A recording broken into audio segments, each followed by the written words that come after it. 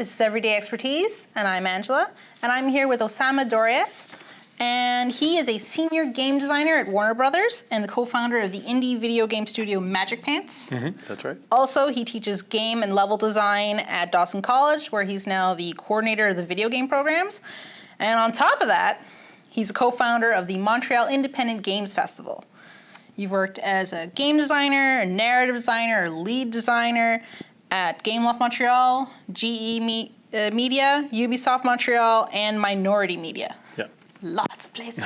That's right. So how did you get started in game design? Well, it's a long story. How far back do you want me to go? As far back as you want. Okay, well, I studied political science and worked as a shipping agent. Had a love-hate relationship with it, to be quite honest. So afterwards, I fell back to one of my loves, which was graphic and web design, freelance.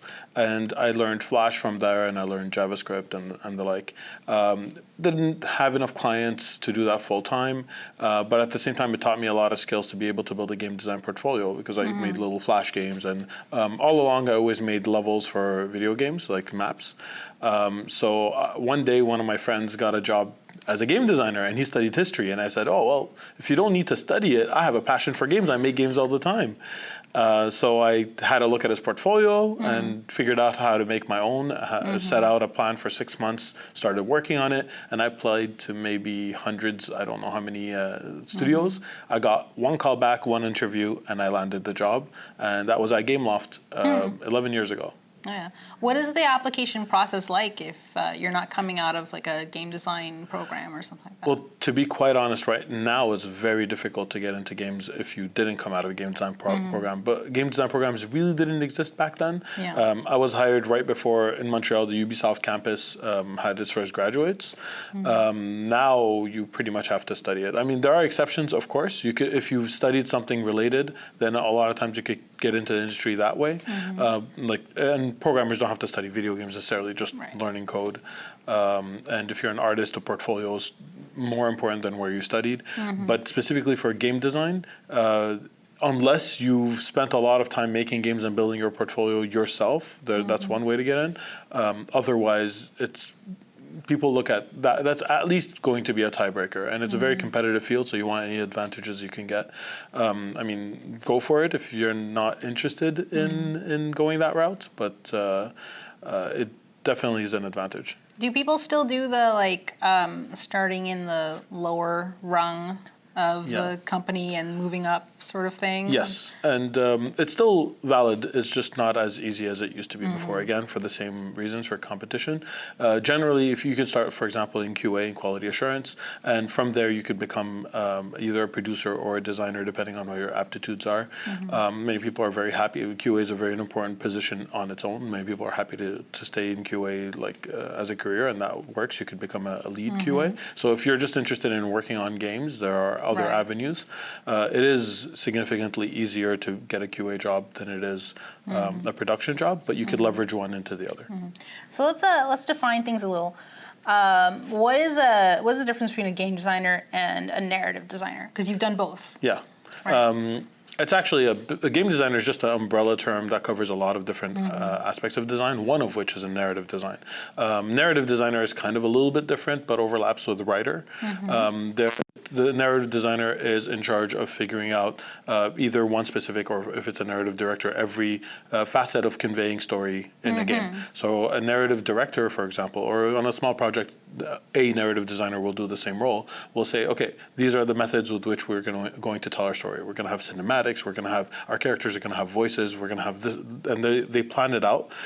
So in a sense, a narrative designer is kind of a systems designer. These are the systems that we employ to tell our story.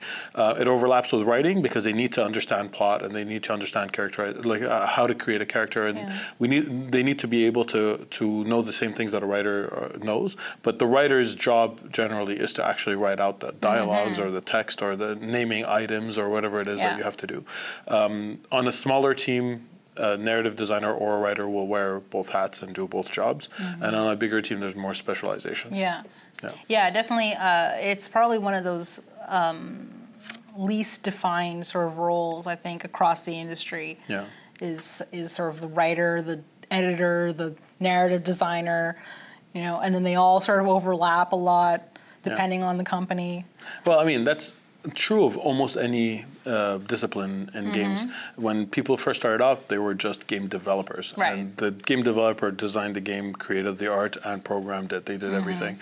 It's natural as the teams get bigger that people specialize and do whatever it is that they're interested in more or whatever they're better at. And the same is true of story. Like, I remember when I got into like narrative design at the beginning, mostly what it was, before I actually had the title of narrative design, I did some mission and level design, but I was the level designer who cared more about the story. Yeah. And that's all it took. And then slowly I went towards creating encounters and cinematics, and that's how I progressed into becoming a narrative designer. But the title of narrative design at the time that I was actually doing the job wasn't even there. It came much later, not just for me, but studio-wide. I wasn't even one of the first narrative designers in the studio, but there were other game designers who liked story and who liked to tell stories in games that got the title before me, but they still didn't get hired with that title. Yeah. So this specialization, it's natural, especially with bigger companies. But when you, like, for example, if you're a 3-person team working at an indie studio, a lot of times you're wearing all those hats, but you call yourself whatever you want to call yourself. Whatever you want to call yourself. Exactly. Yeah.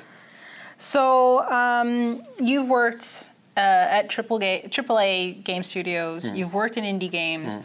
What I think stands out for you as a difference between those two? There are many differences between the two. I don't even know where to start. Other than like company size, I guess you could say. Okay, it's the philosophy of making a game. Basically, I think the biggest thing is authorship, or agency in the creation of the project. When you're a small team, everyone gets to express themselves a little bit more, because think about it. If the project is a pie, the slices of the pie are going to be a bit bigger. So if you're a one-man operation or one-person operation, you get to decide all the things, right? And it is your decision-making that's going to make the game. But when you have 300 or 600 or 700 people working, not only are there more people who are involved, but the stakes are also higher.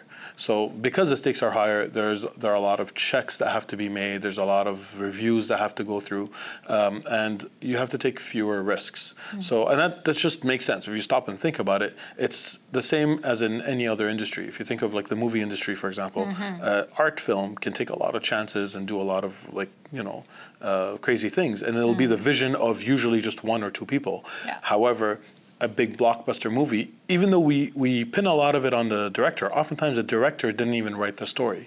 They get a script and they can modify it a little bit. It's rare that you have the director who wrote the story as well. It happens, but it's a lot more rare. Yeah. And even then, they have to get it approved beforehand, and there are a lot of they have to answer to producers and executive producers. Exactly. And there are a lot of movies without naming anyone. There are a lot of movies that are designed by committee, so they're designed to appeal to a wider audience. And AAA has that as well. So you get the AAA games that are less like that, the ones that have smaller budget, but you could pretty much guarantee that the bigger a budget, the more risk, the more hands were involved, the more decision makers involved. Would you say, though, even though you'll get sort of that like lots of hands, meaning lots of cooks, maybe sometimes a little bit by committee. But what advantages then do you think, other than being able to put together a big budget, do you think that AAA has over maybe indie or the other way around? I mean, a lot. There are advantages both ways. Indie project will rarely, if ever, reach the level of polish that a AAA project will reach, or even have as much of a wide appeal. Again, there are exceptions. There are always exceptions of games like Minecraft. When it was indie, it had like massive wide appeal, but that's an exception, not the rule. In general, the budgets bring a lot of advantages, but also you're working with a lot of really talented people. Well, even if you're working with the most talented 2 other people on an indie team, it's just 2 other people. Yeah. So having that, being exposed to that level of talent is pretty unique in AAA.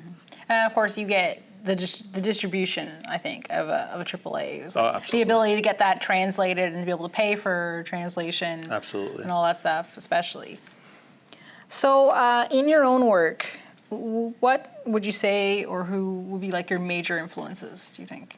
Specifically as a game designer? Yeah, as a game designer. Okay, it's pretty hard to answer because I'm a generalist. I've changed disciplines a lot of times, Yeah. and depending on what specialization, I had a different person I looked up to. But let's say narrative design, when I did it back at Gameloft years ago, it was Warren Spector, and I had the honor and the privilege to have a master class with him, an 8-hour full day class where, I mean, I looked up to him before that, and he came to Montreal at the Montreal International Game Summit, and I had this opportunity to learn from him directly.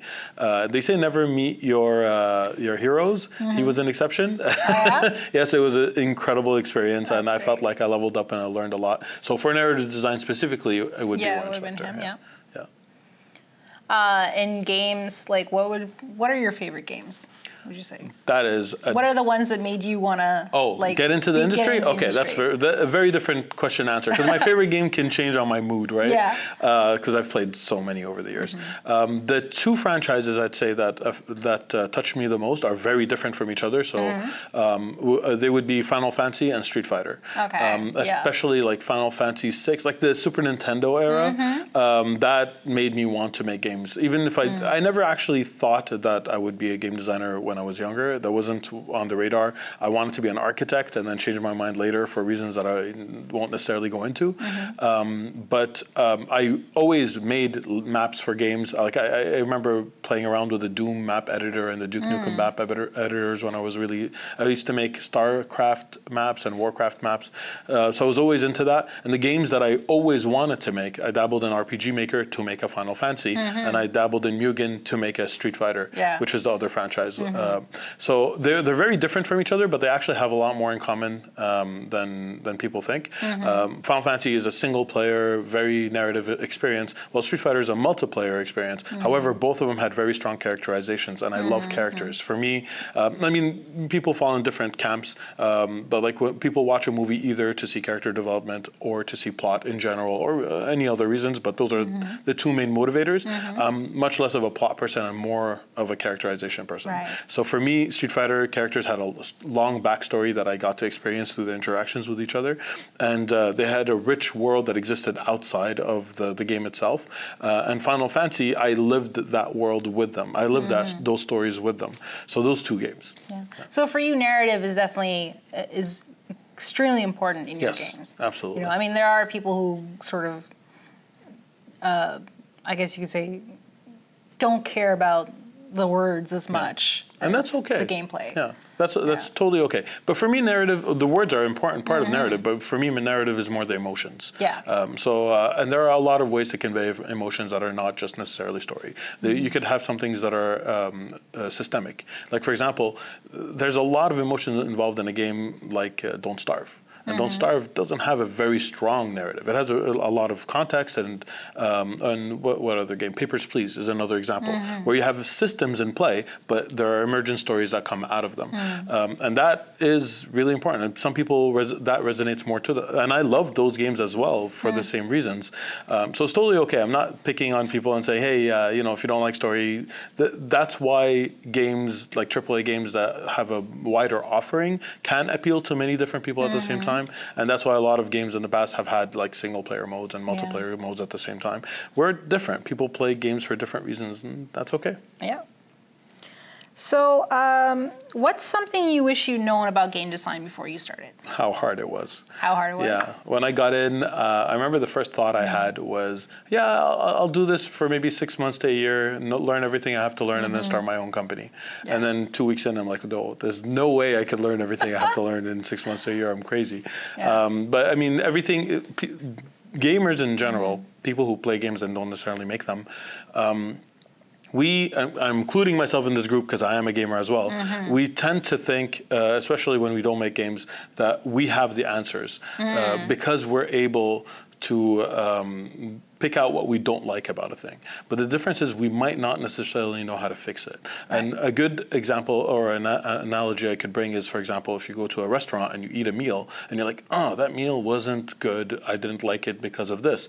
But you don't necessarily know how to do better, but we think we do for some reason for games. And even for filmmaking, we have the same thing. A lot of creative, I think, things people...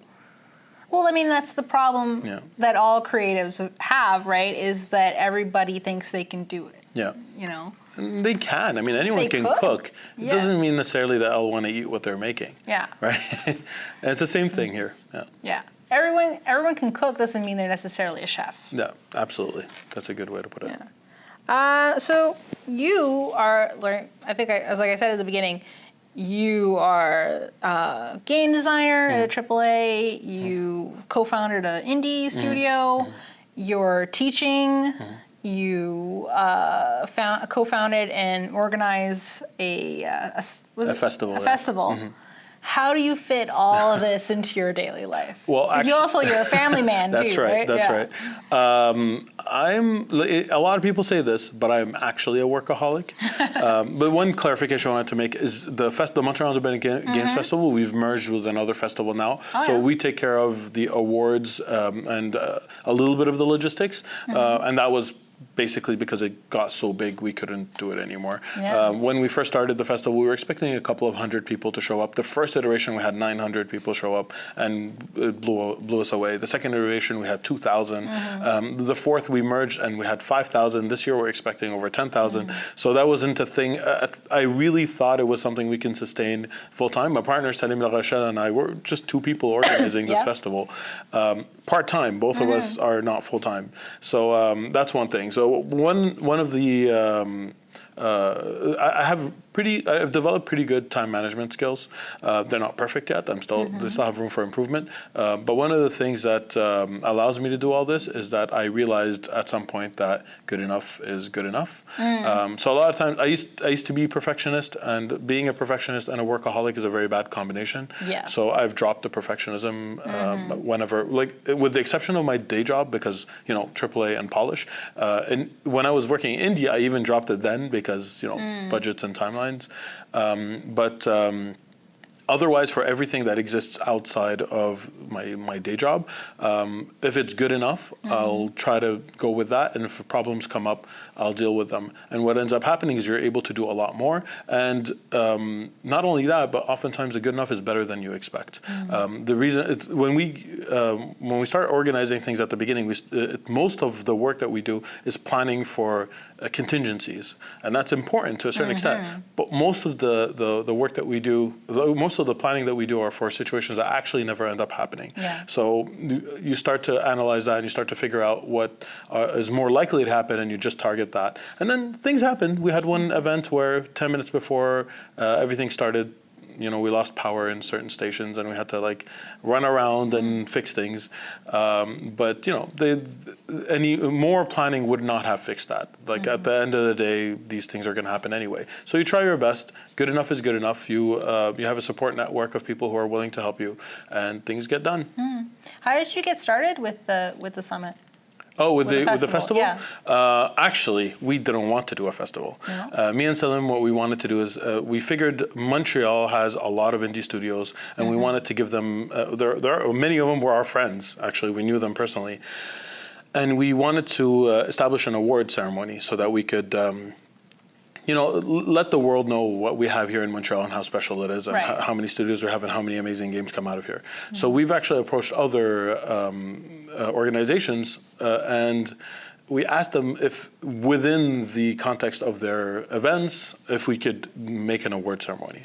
But of course, they're two guys nobody knew, and everyone was like, who are these guys? What are they doing? So we didn't really get a lot of traction. One of the organizations that was interested, they were just starting out, and they weren't ready to do anything like that. So I just turned to him, and he's a teacher in the program, and so we have access to Dawson facilities. So we said, you know what? Let's give it a shot. We'll start really small. We won't advertise, and that was the beginning. Apparently it worked anyway. Yeah, it worked. It showed that there was a need. Yeah. Do you get mostly professionals going, or do you get more any of the public or fans? Or? Oh, a lot of fans. Actually, that's what surprised us. We were really expecting it to be we're showing it to our friends and family. Almost. Exactly, almost. But one or two newspapers picked it up the first year. The radio and television picked it up the second year, and people want to see. Like they're surprised. Games are made in Montreal. I want to check these out. I'm sure they want more than just the sort of back corner of like Montreal Comic Con. Yeah, exactly. Floor. The Montreal show floor is Comic Con has gotten and it's really been getting big bigger. Yeah, like the space for the indie video game companies has been getting bigger and bigger. Yeah, it's really impressive actually. Yeah. I'm very happy that it's going that route because I remember showing my indie game in Comic Con I think 4 years ago, and when the first, or was it 5 years ago? I don't remember. The first time I showed my game, there were 2 other studios showing games. We were like 3 studios on the floor, and that was it. And the next year it was like 30, and then after that it was like, I don't know, 100. I don't know what number they're up to now, but it just exploded. Yeah. And it actually looks like booths. You'd almost think that it was like, the Ubisoft booth or the Sony booth or something almost. Exactly. Yeah. So game design can be a very demanding field when it comes to producing content. Yes. Do you ever experience block? And if yes, how do you cope with that? Yes, that's the first answer is yes. Any creative field, sometimes you just get stuck. I found a few coping mechanisms. Some are better than others. A lot of times what I do is I just write down all my bad ideas, and one of the bad ideas is better, and I just run in that direction until I am either convinced it's bad or something else comes up. A good thing to do is between tasks, take a break, refresh. Because when you get stuck on a problem, a lot of times the solution is just not going to come to you, and then you go do something else and it unblocks it. But one of the most important things, in my opinion, is to do a lot of things that don't have to do with games. Talk to people, like travel, any kind of hobbies that you have, because a lot of the ideas that I get are actually not from games, and that's not unique. I thought it was kind of unique, and then I spoke to other designers like, yeah, me too. So any kind of hobby that you do will add to your repertoire of knowledge, and any conversation you could have with a person can add to your knowledge as well. Exactly, and it could give you ideas, and that kind of how would you call that? Like cross-pollination, I guess, with other disciplines is really, really important. Yeah, that's cool. You'll get stuck less often. Yeah, it's true, right? Especially when you need. I mean, do you have? I know I've heard it once. I think there was like a narrative designer was talking about how they had to produce like 5 ideas a week or something. Yeah. Do you have the same kind of thing? Yeah. Well, one thing that I do in your job. Yeah, a lot of times you have to pitch a lot of different things depending on how early and in the process. Yeah, in the process, and depends on what you're pitching exactly. But what's great is I play a lot of games, so that helps as well. So it's not just references from outside. So a lot of times I could say, okay, this one system that I have to design, well, they did it this way, and they did it this way, and they did it that way. So I could pitch 3 different approaches, have a pro and con field at the end, and I'm done. So it's not that difficult to come up with different ideas if you've actually played a lot of games. What's difficult is to find the one that's right for your game, and that takes time and iteration and effort, and that's not going to come to you like overnight. So if you expect that, you're going to be disappointed. You have to be open-minded. Try a lot of different things, and something's going to stick. And do you play your own game? Rarely after it ships. If I'm perfectly honest, after. And then you've seen it a million times. Yeah, it gets a little bit difficult. I've made a few exceptions. There were a couple of games that actually I was able to forget about and then play back a couple of years later. I made a pool game for the Wii a long time ago, which years later I played at a party with friends, and I forgot. Like it was. Like, I was like, I forgot about this. This is actually pretty fun. I mean, and that game was well received, etc. But that was more an exception than the rule. And most people are like that. I mean, if you're working, and some of the projects take like 2 or 3 years to develop. If you're working that long on a project, you really want to, be done with it at the end. It's very difficult to look at it again. During the process, though, are you playing it constantly? You have to be able to see it from the perspective of the player. 110%, yes. But I mean, just assuming that you're going to be able to see it from the perspective of a player is also wrong. Yeah. You're going to be able to spot some things, but a lot of the times, all of the time, you have to watch other people play. You have to do play tests. It's absolutely necessary because you're going to get used to the little things that annoyed you at the beginning that you said you're going to fix later, and you're going to completely forget forget about them, and you're going to bypass them. And then a new player will just stumble on all of them. We'll see everything. Exactly. So what you do is, it's really important not only to have questionnaires or whatever it is to get information, but to also watch them play, because there's a lot of things that they're not going to tell you, but they're going to show you. Right. So signs and it's like seeing a doctor, right? Yeah. The doctor will look at your symptoms, but he'll also ask you, questions, because that's very important. There's a lot of information that he's not going to be able to tell. On a scale of 0 to 10, how much pain are you in? That's a question that he's not going to be able to look at you and figure out. Right. Yeah. So, what would you say is your favorite thing about making games? Creative output. Yeah. Yeah, absolutely. I mean, there's nothing like it. It's not unique to games, but it's unique. It is, all creative fields share this in common, is to have an idea in your mind and then have something to represent that other people can experience. There's nothing like it. I'm sorry if that's a very generic, easy answer, but there's nothing like that. Yeah, absolutely. There's nothing like being able to produce something. Absolutely. Right. Okay, so is there anything that you would say is your least favorite thing about making games? Something that frustrates you? Yeah, okay. This is not a very good thing to admit, but the truth is there are different types of game developers. There are developers who love a project at the very beginning. Yeah. There are the developers who love the middle part of the project, where you know what the project is going to be, and you're just working to make it a thing. And there are developers who love the project at the very end, when they get to polish it and make it perfect.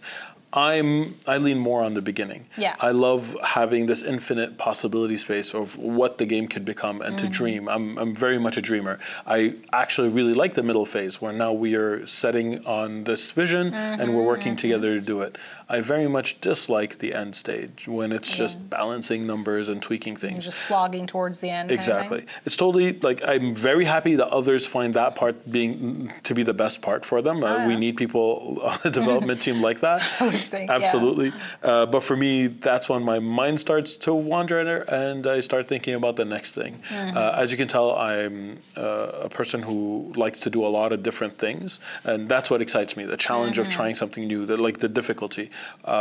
Not very much into getting into a routine and just to do the same thing over and over. Yeah. Full respect to whoever does. Yeah. And you'll see a lot of times there are people who are very frustrated with the part that I love the most, the beginning of the project. Right. They just want things to be approved. They just want things to get into production mode. They don't like pre-production. Right. And that's fine, because they leave more of it to me. That's true. Yeah. So, do you have a favorite role in all things that we've talked about? Yes. That you do? I love all things narrative. That is actually Yeah. my favorite role. But even then, I love new challenges, so I jump on different roles whenever they're offered. So I guess it's not.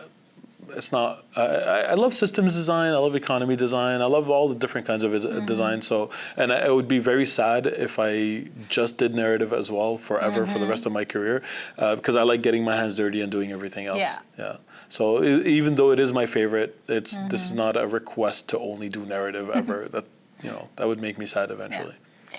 So recently, you've had the opportunity to talk about representation for minorities in video games. That's right.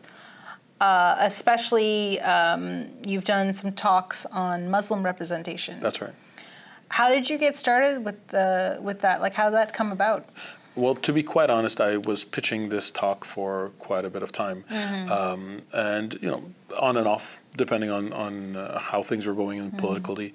But I think what happened was that the political climate, with certain things happening down south, made it a hot topic, and so people were starting to take my offers to speak about this more seriously. So I'm very grateful for that as well, and I'm really hoping that some good change will come out of that. So far, so good. So far, people have been incredibly, receiving it incredibly well. I spoke at GDC in San Francisco, which is the biggest game developers conference in the world, about this topic, and it was extremely well received. And I'm hoping that other people will pick up the torch and start talking and showing their perspectives about this topic and others as well. But there was a lot of outpouring of support. What do you think is most important about starting that dialogue Yeah. about minority representation, you know, obviously representation of women, representation of minorities, Yeah. Muslim, religious minorities, racial Marginalized minorities. groups, Yes, marginalized exactly. groups. It's important for many reasons. One of the things that was important for me is, like I said before, I loved video games growing up, and I never actually considered it as a career for myself. I didn't see myself represented in the games. Yeah. Speaking to a lot of my friends, especially white males, they were like, yeah, I knew I wanted to be a game dev all my life. And then you start speaking to people from more marginalized groups, and they just never thought it was a possibility. Right. So for me, it was that. It was, I wanted to show people that there are people like me, maybe hopefully like them, that are working on games, and that we're making efforts to include them and represent them in the games, so that they can eventually, join the industry and tell their stories, or at least, know of our stories, of other marginalized people. Right. It's really important, and it's actually really people have been finding success with it. I mean, if you look at games like Overwatch, for example, they have a very diverse roster. It's not perfect. There are flaws, but nobody's aiming for perfection. I mean, everyone's aiming for perfection. No one expects to achieve perfection anyway. But they have a character who's on the spectrum, and they have a character who's a mother and she's older, and they have characters from all over the world with different accents, and they're all together and they're all celebrated, and that's incredible. And because of that, the game has incredibly wide appeal. So there's a business argument to do this. There's an ethical argument to do this. There's just really, at this point in 2018, there's no reason not to do this. There's no good reason real not to do this. No excuse at all. Yeah. Exactly. And you have, do you find, who do you think is sort of leading the increased representation? Do you think it's indies, or do you think it's AAA, or in the middle? Yeah, I think indies started first, if I'm perfectly honest. But that has a lot to do, again, with risk management. There were a couple of exceptions, like games like The Sims were really really there at the very beginning, and it's no coincidence that one of the people in charge was a woman as well, and you can tell, and it had wide appeal, and it's still one of the, if not the best-selling PC franchise, I think, or very close to that. It's which is absolutely incredible. So I think there are a few outliers, but in general, indies they have a faster turnaround to creating games and less risk involved. Yeah. So I think it's easier for them to do it, and we thank them for that, because like in AAA, a lot of times, a lot of the innovations that the AAA games make, they're actually indies who innovated them and AAAs who pushed them, proved that it was viable, and then they went for it. Exactly, and then they went for it and pushed the polish, which is actually the trends that you see in a lot of indie games, and that's natural. If you stop and think about it, of course it's going to be that way. There's a lot less risk involved, and a lot less costs involved as well. So I think that's pretty much it. I think a lot of the first games I played that actually celebrated, a more diverse roster were indie games, but now it's become pretty mainstream. It's like most marginalized groups have some representation. I'm not saying that it's good or anywhere near where it's supposed to be. But just in terms of, is it a thing that exists? When before the answer was no. Now at least the boxes are checked if you look at all games, right? So the intention now is to make it actually more widespread as well. Make it so they're not just checking boxes. Exactly, you got it. Or stacking tokens. Stacking tokens, Okay, so do you have any more advice? Because we have talked about a lot of stuff already. Yeah. But do you have any more advice for people who want to get into video games? Yes. If you want to get into video games, the fastest way is to start making games. And the best way to do that, if you're thinking, how do I do that, is to find out if there are any game jams happening and to join. Yeah. You could participate in any capacity, but just that exposure to people who are making games in a very short period of time is going to teach you more than anything else. And by finishing a game jam, maybe you're not going to finish a game the first few times that you join a game jam, but that's okay. It's part of the learning process. But by completing games in a game jam, you have portfolio pieces. So you're hitting two birds with one stone. You're learning the craft, and you're actually filling a portfolio, and eventually you're going to get good, because expect your first game to be your worst game. Yeah. You want it to be your worst game. You want to improve over time. So that's it. Whether you're individual or you're a team of people who want to make games together, it doesn't really matter. Find out where game jams are, sign up, and join a team and learn.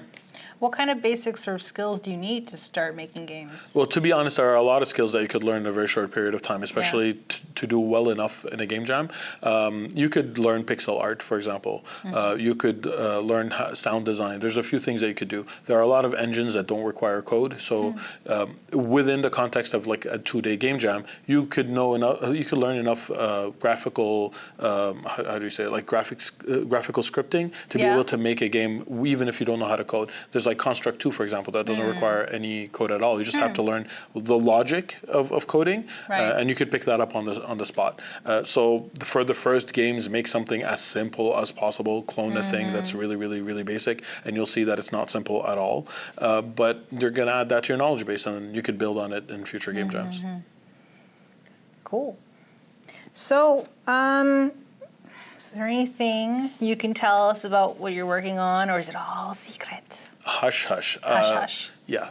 Is there anything you've completed recently you can talk about? Yeah, actually, before coming to Warner Brothers, I worked on 2 VR games at Minority. One of them was Time Machine Gear VR, where you strap on your phone on your face and you travel back in time and you see dinosaurs swimming around you. It's pretty cool. And the other one is called The Other Room. It's actually a very narrative-heavy, emotional game that you can play on the Daydream. I cannot say anything about it without spoiling it, and the story is actually pretty damn good. Yeah. But yeah, it's a pretty good game. It's called. But these games have shipped. They're out there. They're now? out there. Yeah, you could play them right now. Before that, Ubisoft, I worked on For Honor, which is still going strong. Still out there, yeah. Exactly. So I was a mission designer on that, so I created some of the missions, and near the end, a game mode designer as well. So right now at WB, basically you're still in the hush hush phase. Yes. Apologies. This is, I'm sorry. I cannot pump him for too much information. He's, I'm sure, bound by some NDAs of some kind. Absolutely. Contracts. Okay. It's really cool. That's the only thing I can tell you. Really cool. It's really, really cool. It's really cool. Yeah. Okay. So thank you, Osama. Thank you. Thank you, everybody, for watching. This is Everyday Expertise, and I'm Angela. Bye. Thanks for watching. We hope you enjoyed this interview. Be sure to share this video with friends and colleagues who may also enjoy this topic. Let us know your thoughts by leaving a comment below, or check the description for our social media. See you next time.